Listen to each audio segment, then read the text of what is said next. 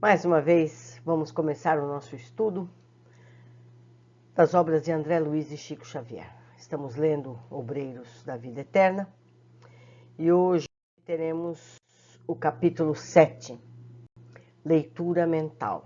Vocês lendo lá, Luciana, né? Então, vamos ver. O que eles vão descobrir? Após a oração silenciosa, Jerônimo fez Luciana compreender que atingíamos o momento de ação.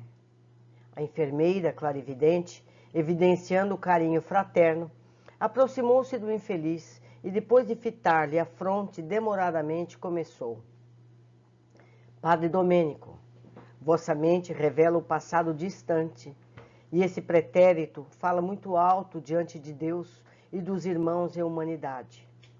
Duvidais da providência divina, alegais que o vosso ministério não foi devidamente remunerado com a salvação e impecais contra o Pai de misericórdia infinita. Vossa dor permanece repleta de blasfêmia e desespero. Proclamais que as forças celestes vos abandonaram ao tenebroso fundo do abismo. E porventura não é assim? Gritou o desventurado, interrompendo-a. Compelido pelas circunstâncias da vida humana a servir uma igreja que me enganou, negaram-me o direito de reclamar? O Evangelho não tem palavras de mel para o ato de Judas. Deverei, por minha vez, louvar os que me traíram? Não, Domênico. Vossos amigos não cogitam de criticar instituições. Desejam tão somente amparar-vos.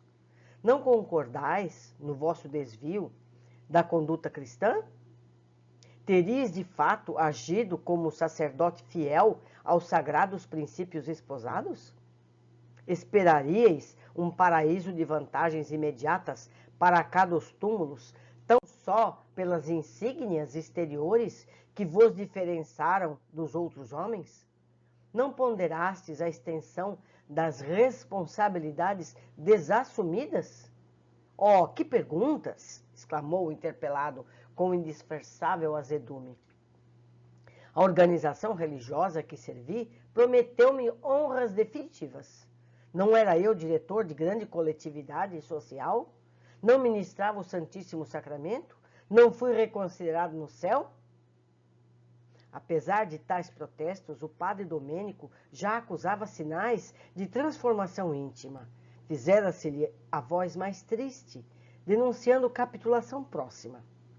O fato de eles nos sentir de mais perto, através da audição, facilitava-nos a atuação magnética de auxílio. Ao término de suas interrogações reticenciosas, Luciana observou. As igrejas, meu amigo, são sempre elevadas e belas. Consubstanciam invariavelmente o roteiro de nosso encontro divino com o Pai de infinito amor. Ensinam a bondade universal, o perdão das faltas, a solidariedade comum. Mas e os nossos crimes, fraquezas e defecções? Em geral, todos nós, filiados às correntes várias do pensamento religioso na Terra, exigimos que se nos faça justiça, esquecidos, contudo, de que as noções de justiça envolvem a existência da lei. E como ludibriar a lei, soberana, inalterável, embora compassiva em suas manifestações? Não concordais que é absurdo reclamar determinado procedimento dos outros, esperando para o nosso eu tirânico e desequilibrado as compensações somente devidas aos observadores das regras de purificação, das quais não passamos de meros expositores no campo do ensinamento? E a confissão? Tornou Domênico visivelmente impressionado com as palavras ouvidas. Monsenhor Pardini ouviu-me antes da morte e absolveu-me. E confiaste em semelhante medida? Vosso colega de sacerdócio poderia induzir-vos ao bom ânimo e à coragem necessária ao serviço de reparação futura, mas não conseguiria subtrair-vos à consciência os negros resultados mentais dos atos praticados. Vosso coração, Padre, é um livro aberto aos nossos olhos. Envolvido nas trevas, injuriais o nome de Deus, a sua justiça. No entanto, a viva descrição de vossas reminiscências são bastante expressivas. Porque Domênico se calasse humilhado, sob a vigorosa influenciação magnética de Zenóbia, que o mantinha nos braços, a clarividente prosseguiu. Vejo-vos na derradeira noite da existência carnal. Acompanho-vos na noite fria, sobre fortes rajadas do vento de céu sem lua. Desviastes o passo de centro populoso e enveredais por estrada sombria de recanto suburbano. Não somente vos observo a forma física, sinto-vos igualmente o estado emocional, empolgado pela visão embriagante dos sentidos, penetra um lar honesto, cego por sentimento menos respeitoso para com alguém que vos ouviu, inadvertidamente, pelas palavras finas de sedução e malícia. Alijastes a batina escura, como quem despe incômoda capa. Envergais agora na intimidade de pequeno salão verde, perfumado costume de Casimira, cinza claro, absorvida por vossas referências gentis, que apenas traduzem propósitos de sensação, distantes de qualquer sentimento edificante, certa mulher cede às vossas promessas. Alguém, todavia, demora-se espreitando-vos. É um homem que se certifica da ocorrência e afasta-se, alucinado, sem que lhe identificasses a presença. Trata-se do esposo ofendido em dolorosa crise passional. Distancia-se a caminho da pequena cidade próxima. Tomado de dor selvagem, penetra grande empório de bebidas e adquire 1 litro de vinho antigo por alto preço. Afasta-se angustiado e, oculto à sombra de árvores acolhedoras, adiciona ao conteúdo do frasco pequena porção de substância venenosa, fulminante. Em seguida, espera-vos de longe, acariciando a ideia do assassínio. Na noite alta, regressais ao presbitério, e ao adversário, como quem volta de ligeira viagem, saúda-vos agradavelmente, com dissimuladas demonstrações de estima e confiança. Paira o convite ao vinho reconfortante na madrugada gélida e abris a porta da residência paroquial. Entrais calmo, na tepidez do interior doméstico, à frente de vasta mesa bem servida, experimentais honrado o vinho velho, misturado a veneno destruidor. Não tivestes tempo para explicações. Ante vossos gemidos furiosos e roucos, entre esgares de sofrimento, o assassino ri-se e pronuncia aos vossos ouvidos feias palavras de maldição.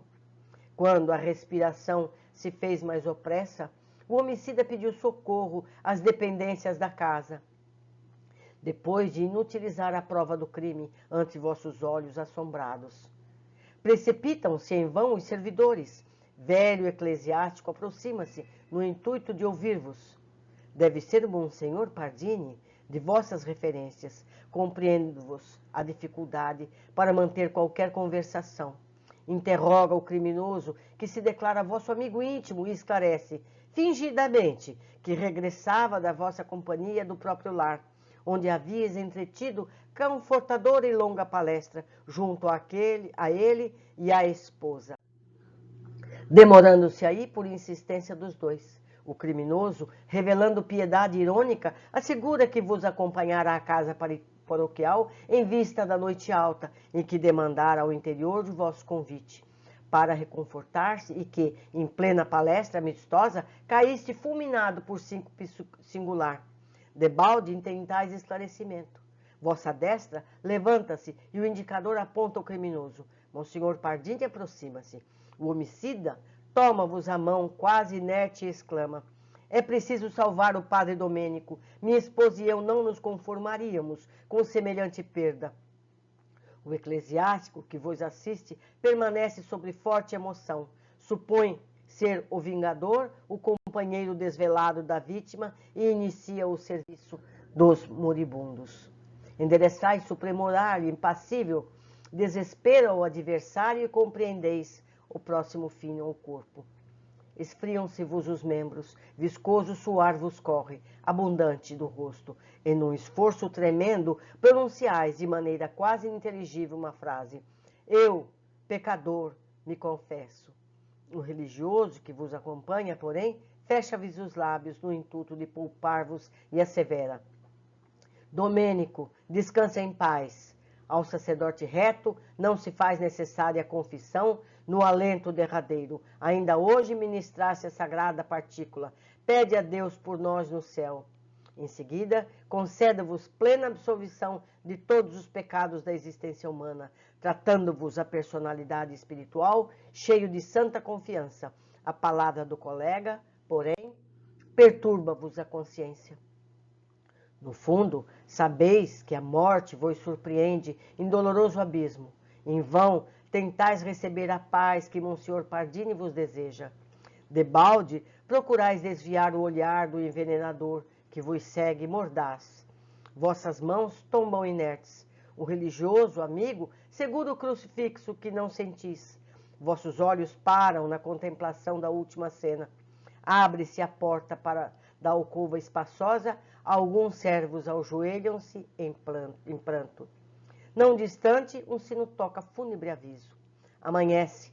Entretanto, semi-inconsciente, fustigado pela dor e pela desesperação, não vos vejo desfrutando as claridades do novo dia que surge.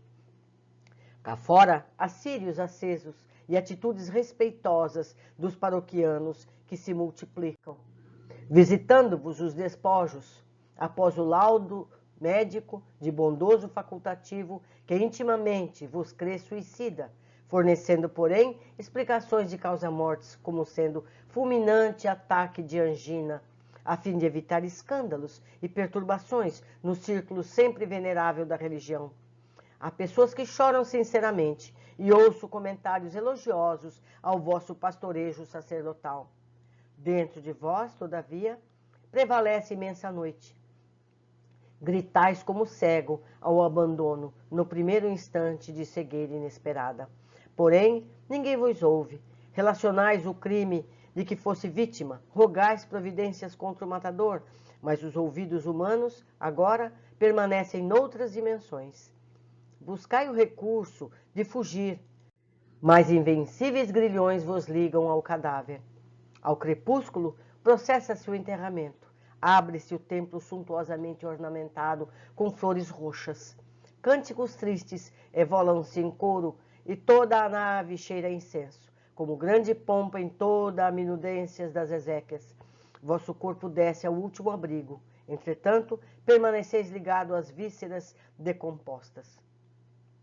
A descrição da enfermeira impressionava-me profundamente. A entidade infeliz parecia tocada nas mais recônditas fibras do ser. Após breve espaço, Luciana prosseguiu. Com o sepultamento do corpo, começam para a vossa alma infinitos padecimentos. Permaneceis atormentado pela ansiedade, pela fome, pela sede, pela dor. Não posso precisar quanto tempo gastais em semelhante angústia. Sinto, porém, que a entidade sofredora de certa mulher vos visita ao sepulcro. Estende-vos braços horrendos e, sob impressão de pavor, conseguiste desatar o laço ainda restante que vos prende ao corpo disforme, fugindo a praguejar. Vosso quadro consciencial modifica-se. Recordais o drama da infortunada que vos apareceu suplicante. Oh, foi também vítima de vosso poder fascinador. A leitura mental de vossas lembranças revela as particularidades da experiência final da translocada. Pobre mulher, crédula e confiante, vejo-a chegando ao presbitério em tempestuosa noite. Experimentais a emoção inferior do homem menos digno que sente o império absoluto sobre a presa. A pobrezinha, todavia, chora e roga-vos auxílio. Pronuncia palavras de comover corações de pedra, mostrando indefinível desalento. Percebo o que diz. Confiou excessivamente em vossas promessas, cedeu aos vossos caprichos de homem vulgar. A princípio, acreditou que não adviriam desagradáveis consequências, certa da possibilidade de fugir a quaisquer observações.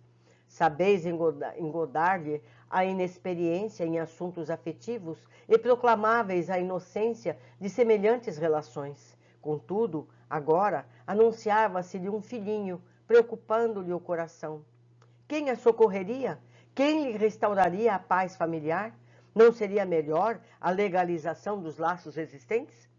Não deveriam esperar honrados a dádiva de um filho abençoado por Deus? Escutastes as rogativas sem abalo moral.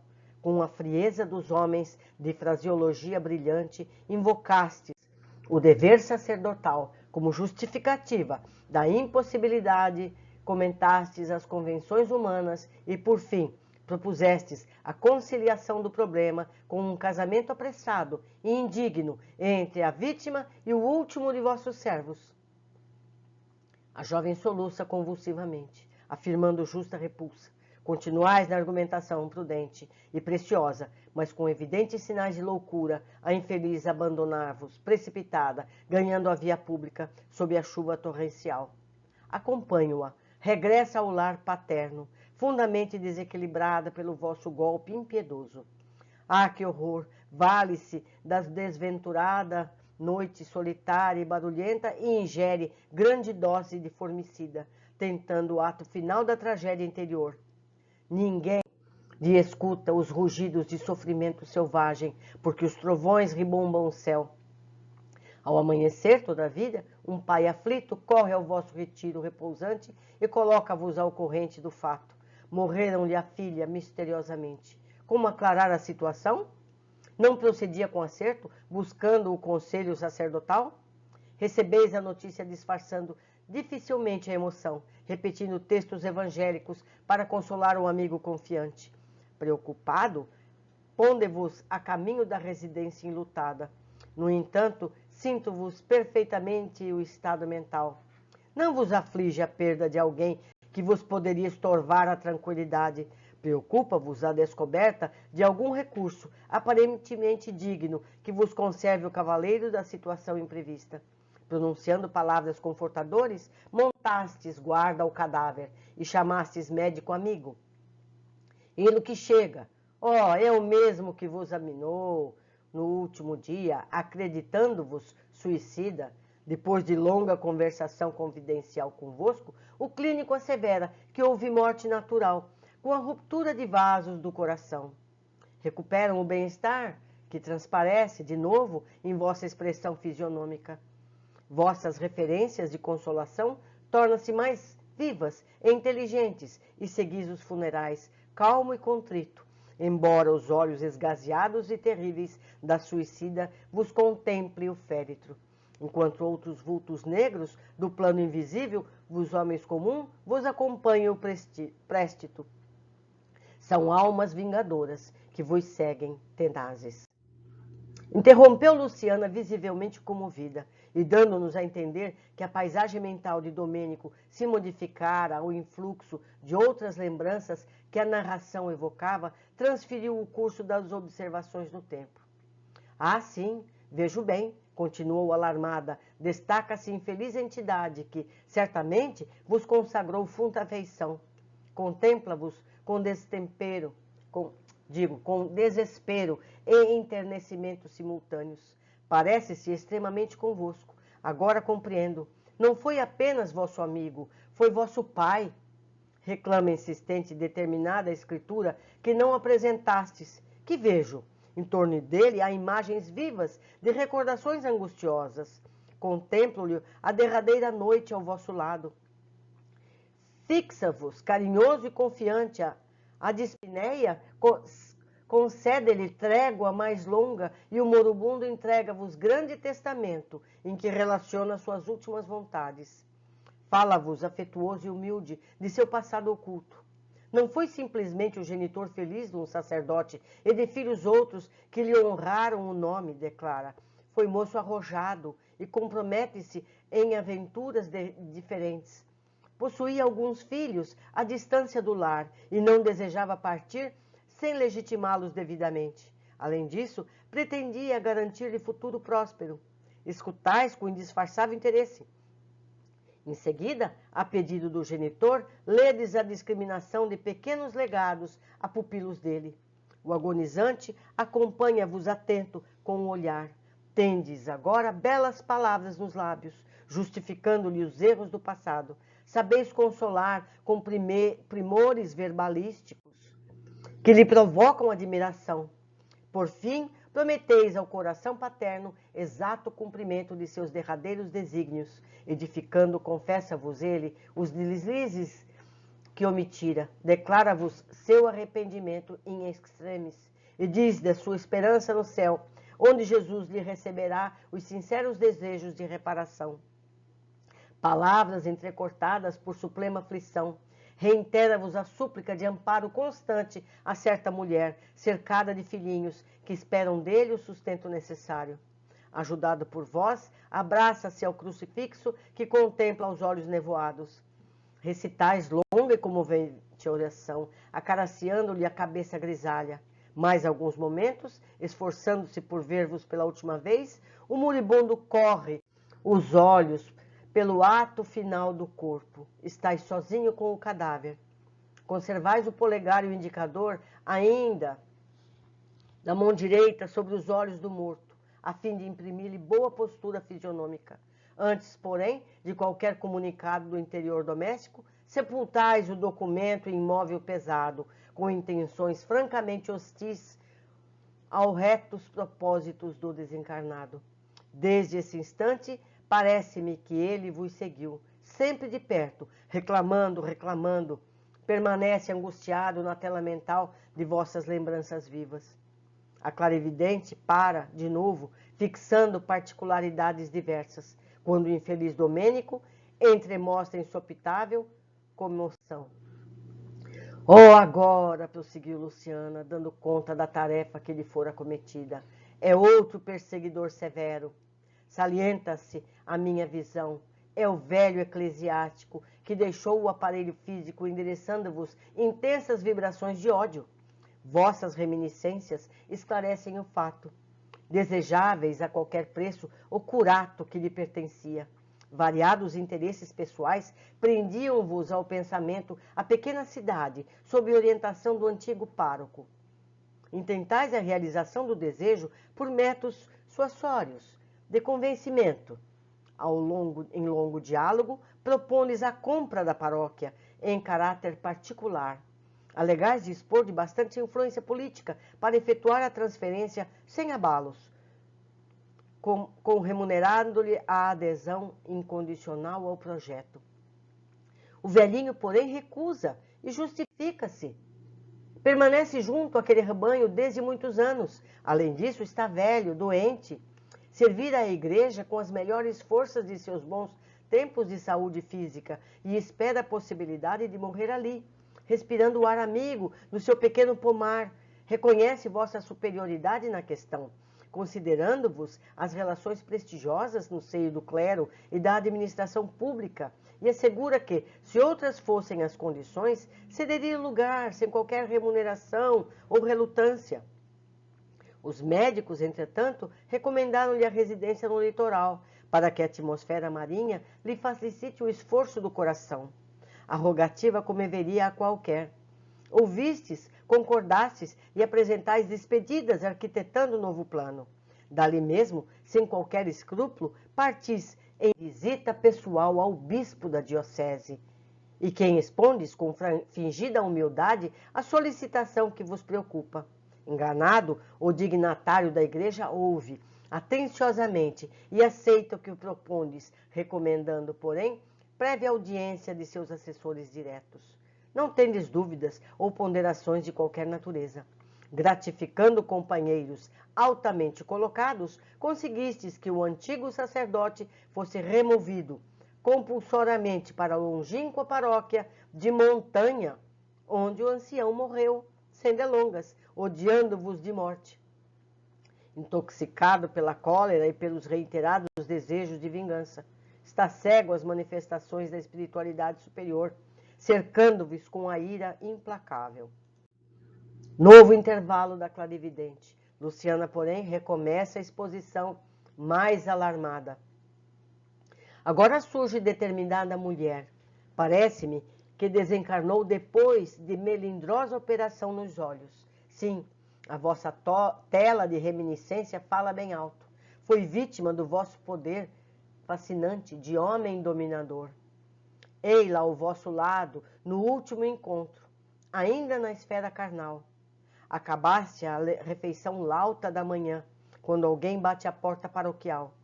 Trata-se de pobre mulher, envelhecida prematuramente, quase cega, conduzida por anêmico menino de 9 anos, de 9 a 10 anos, que vos suplica auxílio. Ante a frieza da vossa recepção, a infortunada, em palavras sentidas, invoca o passado de leviandades e pergunta se esqueceste o filho que lhe colocaste nos braços. Chora, gesticula, explica-se, trabalhara sinceramente pela própria reabilitação, mas em toda a parte acusaram-na de prostituição e ociosidade. Lutara heroicamente por manter o filho à custa do serviço honesto, mas adoecera sem qualquer proteção e ali estava quase cega, implorando socorro. Se pudesse, pouparia ao filho ainda criança a humilhação de conhecer o pai desalmado. Entretanto, o pequenino abeirava-se da morte. Surpreendera-o tuberculose devoradora e suplicava-lhe auxílio financeiro para o tratamento indispensável. A criança contempla-vos, triste e confiada. Ouviste indiferente e ensaiastes resposta estranha. Ao vosso toque particular da campainha, determinando o servidor, aparece conduzindo cães bravos que ameaçam os pobres pedintes, forçando-os a fugir, espavoridos. A criança, no último degrau da anemia, morre sem recursos e a mãe infeliz desencarva num pavilhão de indigência, com o sinistro desejo de vingar-se de vós, de qualquer modo. Interrompera-se Luciana novamente, como para fixar minúcias apenas visíveis ao seu olhar. De súbito exclama: "Oh, que horror! Vejo mais! Diferente mulher, de olheiras fundas e negras vestes." Não terminou a observação, todavia. Nesse instante, o desventurado proferiu um grito terrível. Desfez-se em lágrimas e exclamou, alucinado de sofrimento moral: "Basta! Basta!" Soluços atrozes lhe rebentaram o peito opresso sem solução de continuidade. Zenóbia, que lhe mantinha a cabeça no regaço amoroso, tranquilizou-nos em tom discreto. Domênico melhora, graças ao nosso divino médico. Para o espírito culpado e sofredor, as lágrimas são também uma chuva benéfica que refrigera o coração.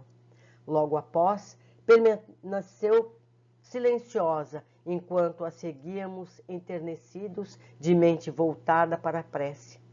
Depois de longa crise de pranto de Domênico, a diretora da casa transitória solicitou ao padre Hipólito que semeasse novas ideias no terreno consciencial, arado pela dor, notificando-nos que tomaria alguns minutos para convocar mentalmente a ex-genitora do antigo pároco desencarnado, para o mísero fosse reconduzido à esfera da crosta, no processo inicial da reencarnação futura.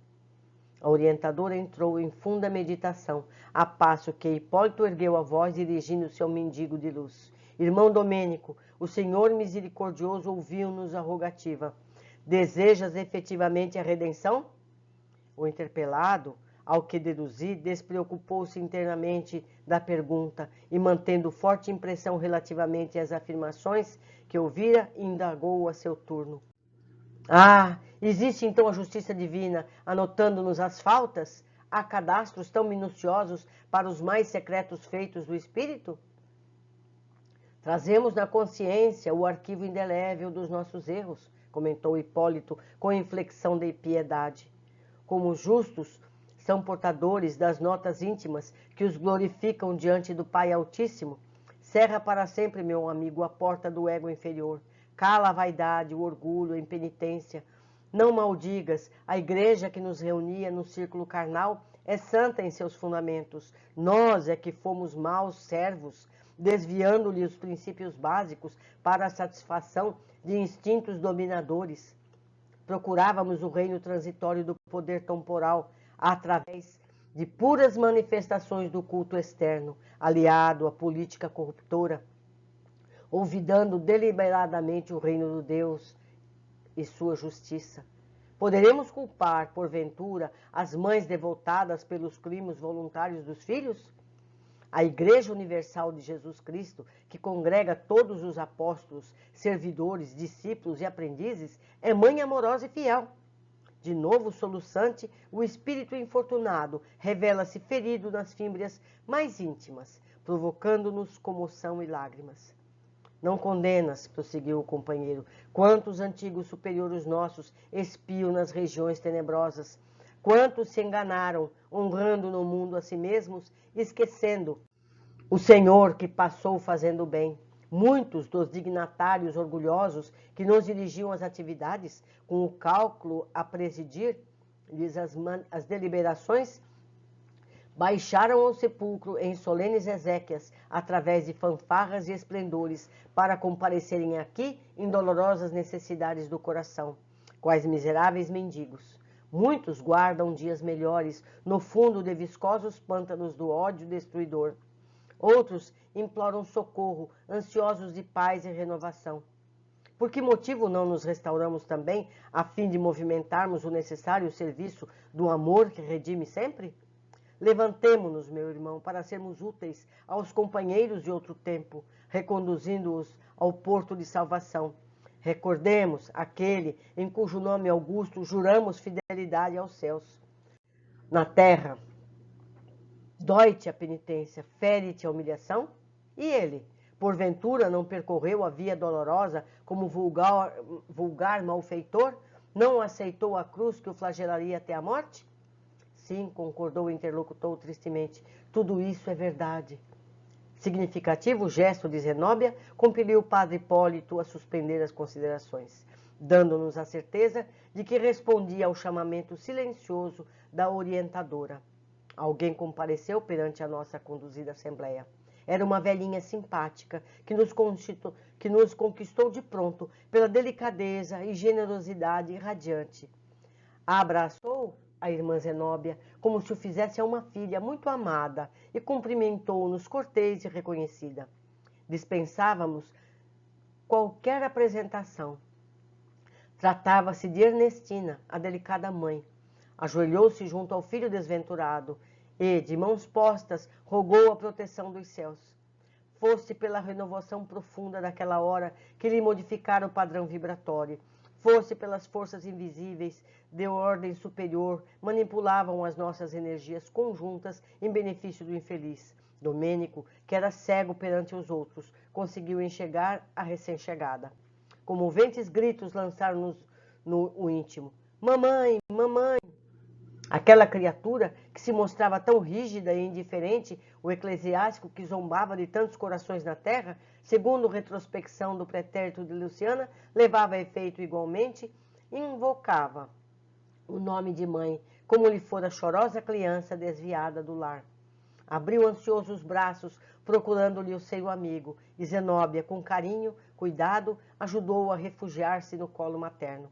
Ernestina apertou-o, então, de encontro ao peito, e pareceu-me que o infortunado sentia o contato maternal, como se houvera alcançado o repouso supremo. Minha mãe, gritava, colando a cabeça no tórax inclinado para a frente, a fim de melhor fazer-se sentir. Ajuda-me. Perdoa-me, perdoa-me. E recordando talvez o trabalho de clarividente que lhe alterava o ser, acrescentou.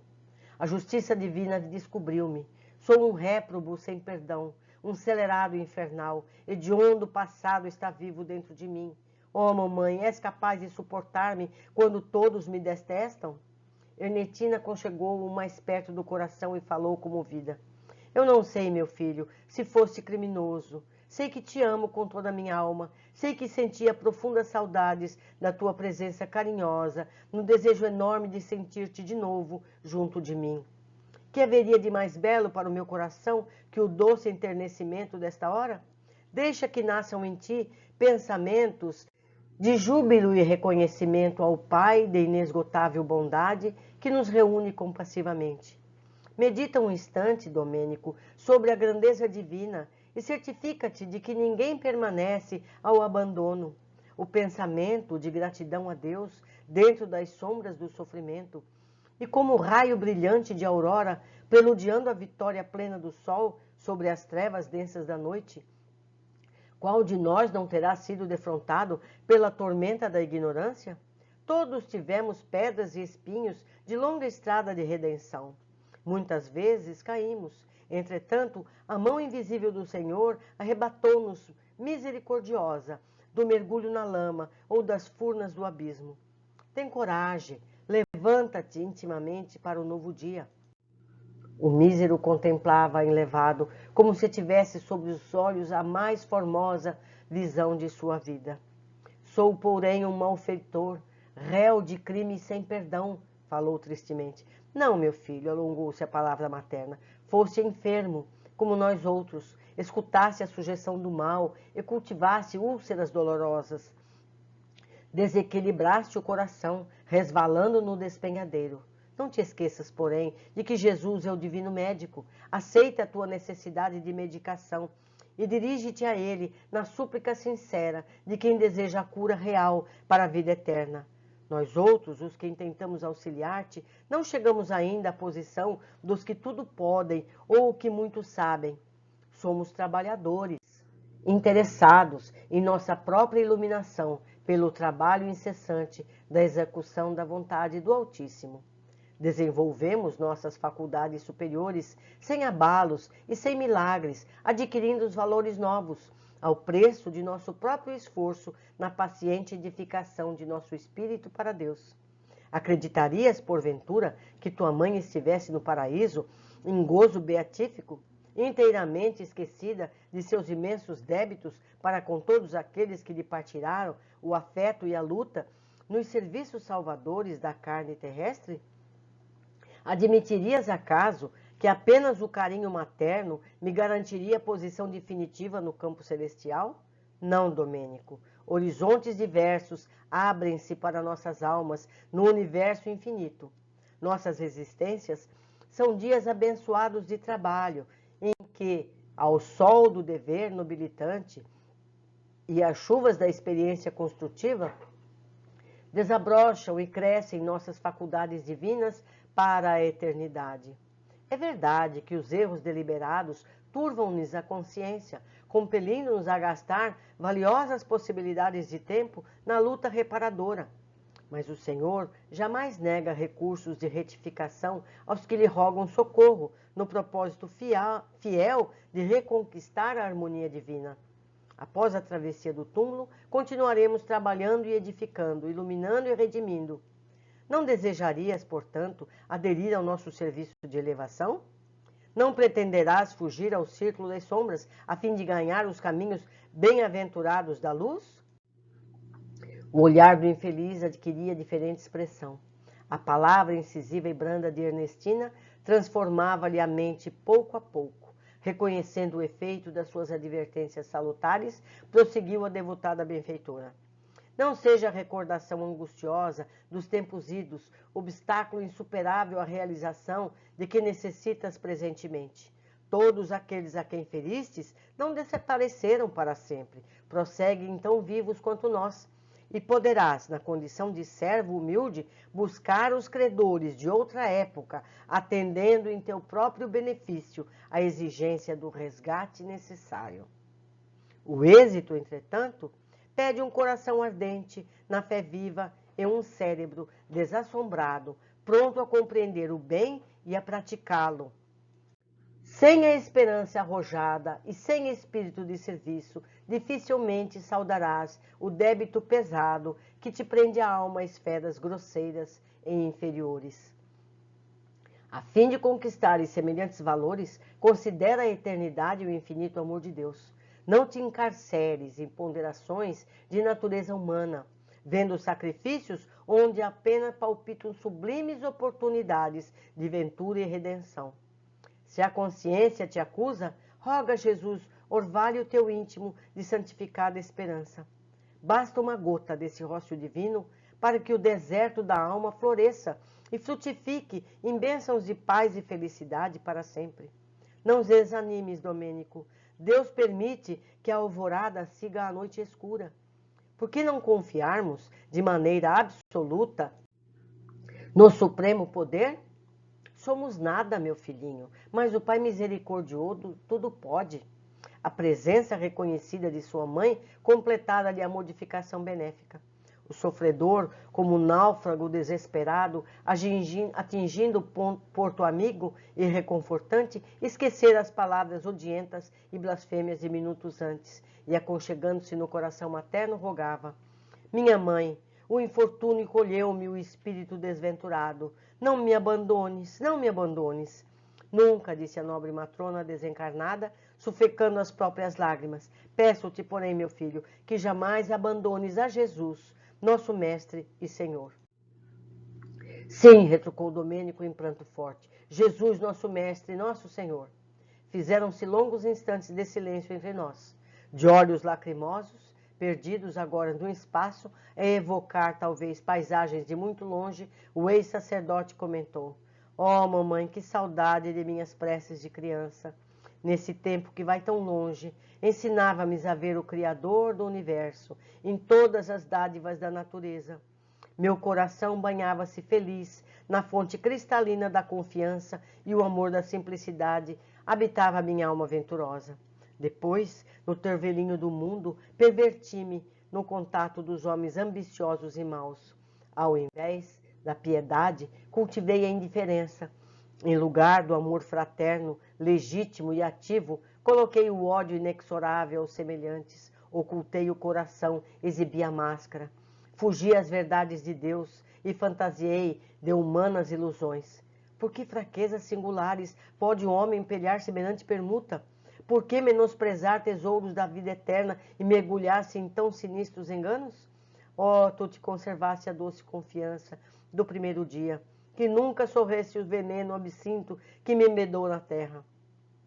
Faze-me esquecer por piedade o homem cruel que eu fui. Anseio retornar à senilidade ingênua do berço. Angustia-me a sede de tornar a verdadeira fé. Ajuda-me a dobrar os joelhos novamente e a rezar, de mãos postas, para que o Pai do céu me faça esperar, sem aflição, e esquecer o mal sem olvidar o bem. Ernestina, extremamente emocionada, auxiliou-o a posternar-se, amparando-o, porém, com indescritível ternura. Em seguida, copiando os gestos das mãezinhas cuidadosas e desveladas, segurando a criança terna, uniu-se-lhe as mãos em súplica e, chorando para dentro de si mesma, disse-lhe: repete, filho, as minhas palavras. Uma cena comovedora que jamais me fugirá da recordação. A dedicada genitora orou pausadamente, acompanhando Domênico, sentença por sentença. Senhor Jesus, eis-me aqui, doente e cansado aos teus pés, doente e cansado aos teus pés. Compadece-te de mim, bem-amado pastor, de mim, ovelha desgarrada de teu rebanho. Ofusco-me o brilho falso da vaidade humana. A ilusão terrestre embotou-me o raciocínio, o egoísmo enrijeceu-me o coração e caí no precipício da ignorância com o leproso do sentimento. Tenho chorado e sofrido amargamente. Senhor, minha defecção espiritual. Mas eu sei que és o divino médico, dedicado aos infelizes e transviados do caminho. Por piedade, livra-me da prisão de mim mesmo, liberta-me do mal resultante de minhas próprias ações, faze de meus olhos se abram à luz divina. Nutre-me com a tua verdade soberana, ampara-me a esperança de regeneração. Senhor, dá-me forças para ressarcir todas as dívidas, curar todas as chagas, corrigir todos os erros que acham vivos dentro de mim. Perdoa-me, concedendo-me recursos para o resgate. Não me deixes entregue aos resquícios das paixões que eu mesmo criei impensadamente, favorecendo-me com as tuas repreensões silenciosas nas situações disciplinares. E, sobretudo, benfeitor sublime, retribui aos teus servos que me auxiliam nesta hora, conferindo-lhes renovadas bênçãos de energia e paz, a fim de que auxiliem a outros corações tão extenuados e caídos quanto o meu. Jesus, confiemos em tua compaixão para sempre. Assim seja. Domênico repetia a oração, frase por frase, com o menino dócil e interessado em aprender a lição. Ao que deduzimos, a rogativa fizera-se profundo bem. Abraçou-se a Ernestina mais calmo, e enquanto a diretora da casa transitória lhe seguia os mínimos gestos, sem que ele percebesse a presença, perguntou de improviso: minha mãe, já que a tua ternura veio ao meu encontro no círculo das trevas, dize-me, onde está Zenóbia? Ter-me-ia abandonado para sempre? Fundamente surpreendido, notei que a indagação era feita com inflexão dorida de saudade e desencanto. Certamente, meu filho, apressou-se Ernestina em responder, nossa amiga acompanha-te de esfera superior, implorando a Jesus te abençoe os propósitos de redenção. Oh, tornou ele triste, se a existência humana nos houvesse unido, outro teria sido meu destino.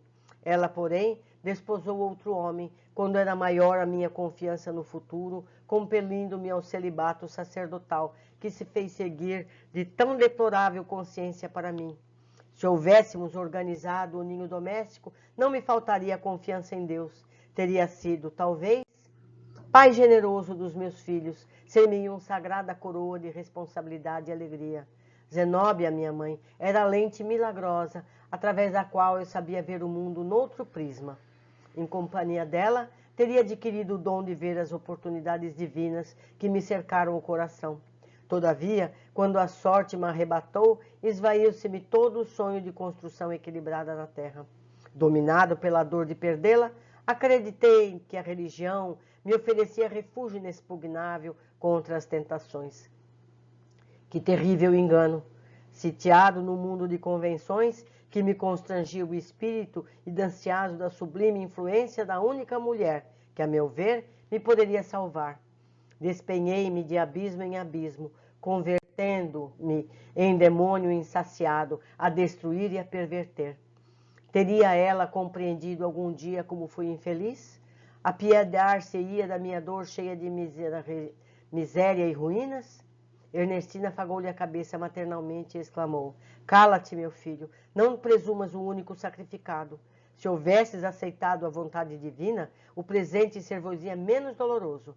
Não te estribes em fatos humanos, naturais e necessários, para justificar os desvairios que te precipitaram nas sombras fatais. Zenóbia foi sempre verdadeiro anjo entre nós. Não comentes com mágoa acontecimentos que se foram, que lhe custaram uma existência inteira, de renúncia santificante pelos pais, pelo esposo, pelos filhos e por nós. Entretanto, atalhou ele, tínhamos sublime compromisso desde a infância, e a nossa primeira mocidade foi um paraíso de promessas mútuas. O carinho materno, todavia, não o deixou terminar. Colocando o indicador sobre os lábios, num gesto compassivo de mãe, Ernestina acentuou: ouve, Domênico, quem teria sido a maior vítima? O homem jovem e forte que se recolheu livremente à organização religiosa a facultar-lhe 1000 processos diferentes na prática do bem, ou a pobre menina forçada pelas circunstâncias da luta terrestre a desposar um viúvo, rodeado de filhinhos, aos quais deveria dedicar-se na categoria de mãe? Buscasse voluntariamente a ordenação sacerdotal, enquanto Zenóbia, constrangida por situações angustiosas, aceitou um caminho de abnegação, contrário aos sonhos de sua juventude. Absolutamente entregue às tuas próprias criações individualistas, não foste fiel aos princípios esposados, ao passo que Zenóbia perseverou no sacrifício e na fé viva até o fim, embora esmagada ao peso das diárias humilhações ao seu ideal de mulher. Erraste para satisfazer-te a ti mesmo, incapaz de acalmar as paixões inferiores que te ardiam no peito, enquanto nossa venerável amiga aceitava, humilde, as circunstâncias que lhe atormentavam o ser. Anos seguidos, em benefício de todos nós. Pondera, pois não, Domênico, qual teria sido a verdadeira vítima? Poderemos comparar a abnegação com a insensatez? Percebia-se que a elevada orientadora se ligara aos dois, através dos fios de doloroso romance que não nos era dado conhecer. Domênico escutou compungidamente as observações. Calou-se longo tempo, internado talvez no plano longínquo, recordações, e concluiu tristemente: é verdade. Compete-nos agora, falou Ernestina com brandura, avançar para alcançá-la. Nesse instante, embora discretamente, Zenóbia começou a chorar, contemplando-lhe o rosto, debruçada sobre ele, e certo, em obediência ao vigoroso desejo da diretora da casa transitória, Domênico sentiu que as gotas quentes de pranto lhe caíam na face, melancólica. Fixou os olhos maternais com expressão indagadora e, reconhecendo que semelhantes lágrimas não tinham aí sua origem, perguntou angustiado: ó minha mãe, quem estará chorando sobre mim? A benfeitora carinhosa, cujo olhar descortinava todas as particularidades da cena comovente, respondeu sobre forte emoção: os anjos choram de júbilo nas regiões celestes, quando um coração sofredor se levanta do abismo. O ex-sacerdote meditou longos momentos, dando-nos a impressão de grande alívio. Compreendo a oportunidade feliz. Ernestina convidou-o. Vamos, filho, movido pela misericórdia divina, o relógio do tempo se faz soar para o teu espírito a hora abençoada da redenção. A porta do resgate abre-se de novo à tua alma oprimida. Que o céu nos abençoe. Irei contigo, mãe, onde quiseres, respondeu o infortunado sem amargura. A venturosa mãe endereçou-nos expressivo olhar de agradecimento. Enlaçou-o nos braços como se fosse uma criança enferma e partiu, suportando o valioso fardo em direção à crosta planetária, a desafiar jubilosa e feliz as sombras densas. Novamente a sós, reparei que a irmã Zenóbia se mantinha transfigurada, ditosa. Enxugou as lágrimas, revelando nos olhos alegrias desconhecidas. Estendeu-nos a destra em sinal de gratidão e contentamento. E contemplando talvez a paisagem do futuro, demorou-se em meditação, na qual certamente enviava seu hino interior de reconhecimento ao Altíssimo. Em seguida, fitou-nos tranquila e falou: irmãos, que o Senhor lhes recompense a colaboração fraternal, repartindo com todos a felicidade que me atingiu.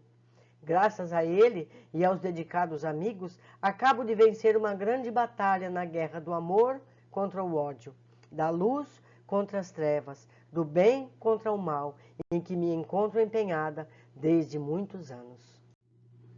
Logo após, atendendo ao plano de trabalho organizado pela sábia orientadora, nos reunimos nos diversos auxiliares que se detinham à distância, a fim de nos comunicarmos com os filhos da ignorância e do infortúnio temporários habitantes do abismo.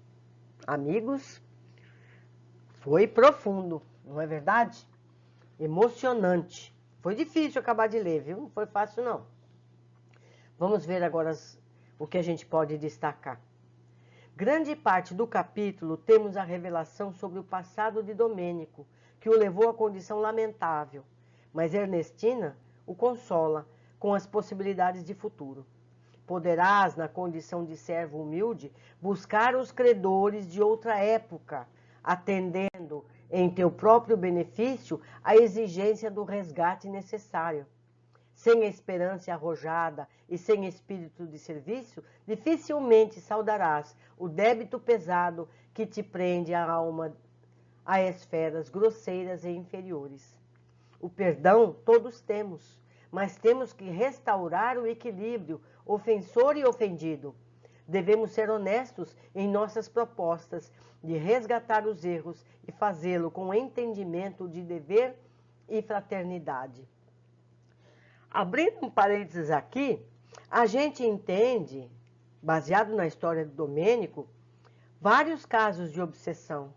Será que todas essas pessoas que o Domênico prejudicou vão perdoá-lo de momento? Será que algum deles não vai ser, na próxima encarnação, um perseguidor dele? Tudo é possível. Então, ele vai aparecer como vítima. E o obsessor como mal. Então a gente aprende a ver as duas figuras como doentes, os dois como vítimas. Não existe outra palavra para determinar isso. Não é verdade? 2. Faze-me esquecer por piedade o homem cruel que eu fui. É grande dádiva o esquecimento do nosso passado. O que nós teremos feito? Vocês acham que a gente é santinho? O que a gente terá feito? Se hoje nos reconhecemos em erros nesta vida, o que se dirá das vidas anteriores? Devemos sempre nos esforçar por acertar, fazer ao outro o que desejamos nos façam. Esse ensino de Jesus é o caminho certo para o êxito. Não é verdade? 3. Domênico ainda tenta justificar seus atos com o fato de não ter se casado com Zenóbia na juventude, ao que Ernestina contesta. Não podemos comparar abnegação com insensatez. Sabemos que as pessoas são o que são. Acredito que seja casado com Zenóbia ou como padre cometeria erros semelhantes, mudando apenas os cenários. O que vocês pensam? Será que no futuro, se ele fosse casado com Zenóbia há 20 anos, ele não cometeria os mesmos erros? Talvez sim. Não é verdade? Então vamos seguir nós o nosso caminho, procurando acertar sempre e vamos principalmente perdoar aqueles que a gente conhece os erros.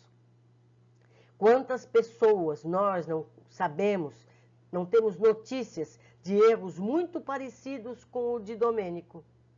Não é verdade? Os noticiários estão cheios.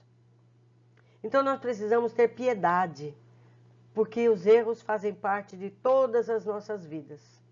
Um abraço, muito grata por vocês estarem aqui comigo fazendo esses estudos. Espero vocês no próximo capítulo.